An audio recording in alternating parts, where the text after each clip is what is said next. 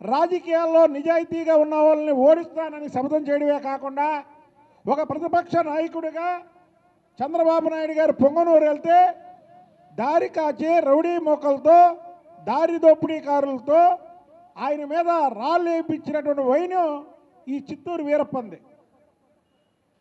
ఇవాళ ఒకటిగా ఈ చిత్తూరు వీరప్పను ఇవన్నీ కూడా బయటపడుతున్నాయి. కాబట్టి ఇతని ఆస్తులు ఏవి కూడా ఇతని సొంతం కాదు.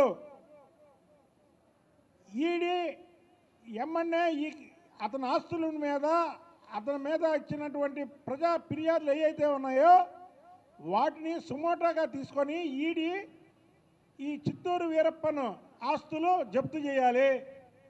కూడా ఆయన వల్ల కాలేకపోయింది. ఇప్పుడు నేను ఎందుకు చెప్తున్నానంటే ఇదంతా కూడా చిత్తూరు వీరప్పన్ ఆస్తులు ఈడీ జప్తు చేయాలి. ఇన్నాళ్ళు ఏ డబ్బు మదంతో అయితే రాజకీయాలను శాసించడమే కాకుండా రాజకీయాల్లో నిజాయితీగా ఉన్న వాళ్ళని ఓడిస్తానని శపథం చేయడమే కాకుండా ఒక ప్రతిపక్ష నాయకుడిగా చంద్రబాబు నాయుడు గారు పొంగనూరు వెళ్తే దారి కాచి రౌడీ మోకలతో దారి దోపిడీకారులతో ఆయన మీద రాళ్ళు వేయించినటువంటి వైను ఈ చిత్తూరు వీరప్పంది. ఇవాళ ఒకటిగా ఈ చిత్తూరు వీరప్పను ఇవన్నీ కూడా బయటపడుతున్నాయి. కాబట్టి ఇతని ఆస్తులు ఏవి కూడా ఇతని సొంతం కాదు.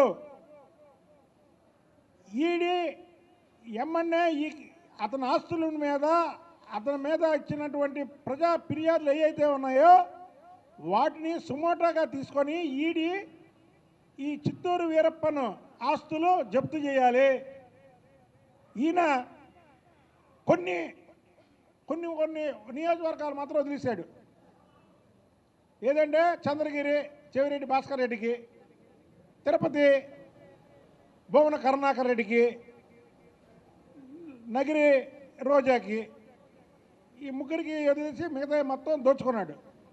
భువన కరుణాకర్ రెడ్డి కొడుకు టీడీఆర్ బాండ్లో పెద్ద కుంభకోణం చేశాడు.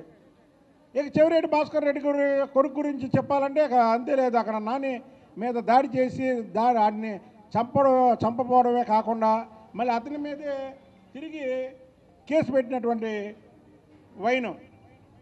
అలాంటి వ్యక్తులు ఇవాళ రాజకీయాలకి పనికిరారు. ఈ చిత్తూరు వీరప్పన్ని ఆస్తులన్నీ కూడా వెంటనే జప్తు చేయాలని మేము డిమాండ్ చేయడమే కాకుండా మిథున్ రెడ్డి ఆస్తులు వీళ్ళు ఎర్రచందనం స్మగ్లింగ్ నుంచి ఇప్పుడు పవన్ కళ్యాణ్ గారు ఫారెస్ట్ మినిస్టర్, ఆయన ఒక్కసారి ఆయన కూడా అప్పీల్ చేసుకుంటున్నా. 2019 నుంచి 24 వరకు శేషాచలం అడవుల్లో ఎంత ఎర్రచందనం వీళ్ళు స్మగ్లింగ్ చేశారంటే అది చెప్పడానికి వీలు లేదు. అందుకే చిత్తూరు వీరప్పను ఈ పెద్దిరెడ్డి డబ్బు మతంతో చంద్రబాబు గారిని కుప్పంలో ఓడిస్తానని అక్కడ కూర్చున్నాడు.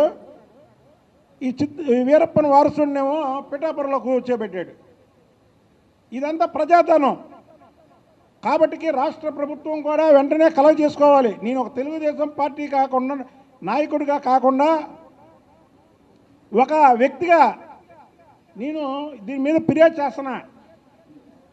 ప్రభుత్వం కూడా చొరవ తీసుకొని వీళ్ళ మీద సిబిఐకి లేఖ రాసి ముందు ఇమీడియట్లీగా వీళ్ళ ఆస్తులు జప్తు చేయాలి. అక్కడ ఇచ్చినటువంటి ఏదైతే రెవెన్యూ అధికారులు వెళ్తే ఒక్క రోజులో 500 మంది ఫిర్యాదులు చేశారంటే మామూలు విషయం కాదు. అసలు మదనపల్లి మన రాష్ట్రానికి ఒక ఊటీ లాంటిది. తమిళనాడుకు ఊటీ ఎలాగో మన రాష్ట్రంలో ఊటీ లాంటిది మదనపల్లి.